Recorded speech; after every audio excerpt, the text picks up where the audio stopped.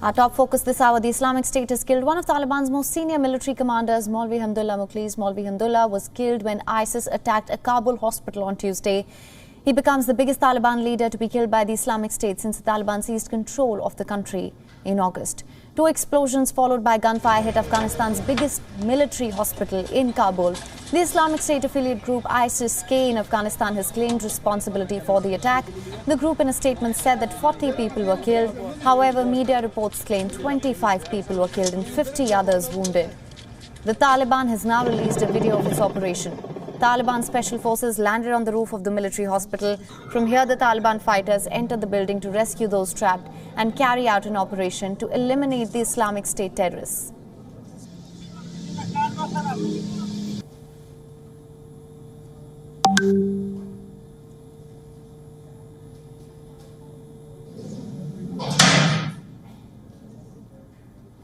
During the hospital attack, the Taliban lost a key member, like I mentioned, Maulvi Hamdullah Mukhlis. He was the commander of Taliban's Badri Brigade, which reportedly played a key role in Taliban's rapid victory over Afghan troops.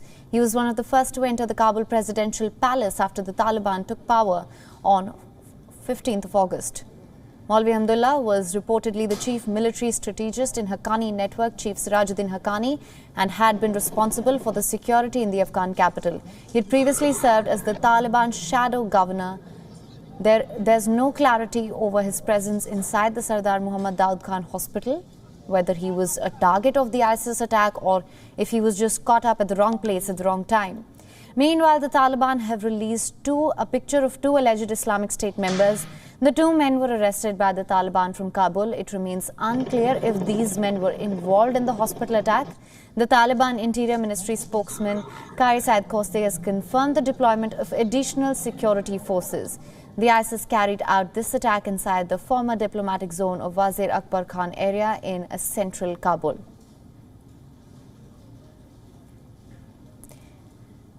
And our correspondent, Anas Malik, is currently in Kabul. He is joining us live for more on this story. Anas, thank you so much for joining us. The Islamic State has killed one of the Taliban's most senior military commanders, Maulvi Hamdullah Mukhlis. What can you tell us about this and how it will impact Taliban's forces going forward? Absolutely, him. 24 hours since the attack that took place here in Kabul.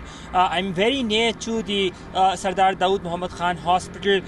To my left is where the Sardar Daud Muhammad Khan Hospital, where we were reporting from and where we heard that blast taking place yesterday. To my left is where, beyond this cell phone tower, is where the Sardar Daud Muhammad Khan Hospital is. This is the exact position where we were doing our reportage from yesterday when we heard that second blast. 25 people have lost their lives. That is what has been confirmed by a senior Taliban security official.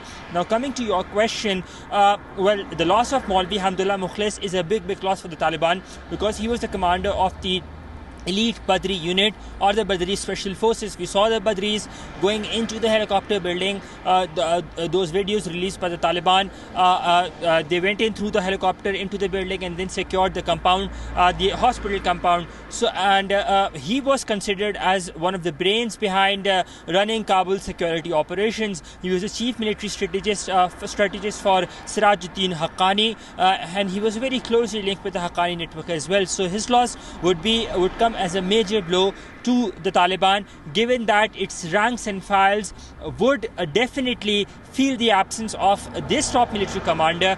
He was previously the governor of the lower Paktia region as well, somebody who has been at the forefront of the battle against Americans as they claim. So his absence would definitely have a long-lasting impact on the Taliban as they move forward. Right, Anas. Also, like I mentioned earlier, is there any clarity? Do we know if there's any clarity on whether he was the target for this attack or whether he was just at the wrong time, wrong place at the wrong time?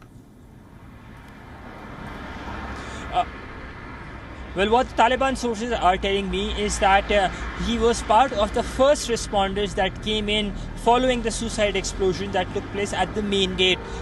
So by the looks of it, he was at the wrong place, perhaps, or because that's what the Taliban are saying, that because he was the commander of the Badri special unit, so his unit was the first ones to respond, and he was among the first ones to go inside the hospital where he was caught apparently in the second suicide explosion that took place around the time roughly 25 minutes later from the first suicide explosion which took place. We were very near to the hospital when the explosion took place, and by and large the second explosion was far more powerful compared to the first ones. Just 24 hours back when I was here, I heard women and children crying, concerned about their loved ones, their family members, and they would look at Maulvi Hamdullah Mukhlis as somebody who, quote unquote, would have given his life to safeguard them, but it looks like that he was not the apparent target of the attack. Him? All right, Anas. Also, we have discussed this earlier. Now, we know that the Taliban have been downplaying the threat of the ISIS. Can you please elucidate on that for us? Well, yes, the Taliban have been downplaying the threat of the IS because of two things. One, they need to give it to the international community. They need to put it to the international community that they are strong, that the country is much more secure, because that is something that they took great pride in. But the only military opposition that the Taliban face now is the ISK. It's been roughly 80 days since the Taliban have taken over, and in the past 80 days there have been 73 ISK attacks, including multiple attacks here in the capital city of Kabul. So the Taliban would want to downplay it, because in case if the Western international community or the Westerners are not feeling secure, then that gives them a bigger dent, because when the Westerners come in, when the international community comes in, they bring in money, and that's how their economy keeps on rolling. At this point of time, everything is linked to the international recognition. The reason the Taliban would not want to be seen as going low or being taken as a hit from the ISK, the reason they are trying very hard to downplay the threat of the IS. On the other hand, the IS continues to attack them, giving it back to the Taliban, giving this signature statements through these attacks, that regardless of the operation that the Taliban are carrying out against them, they're still strong and they still have the capacity and the capability to carry out such attacks. Right, Anas. Thank you so much for joining us with all the updates on that.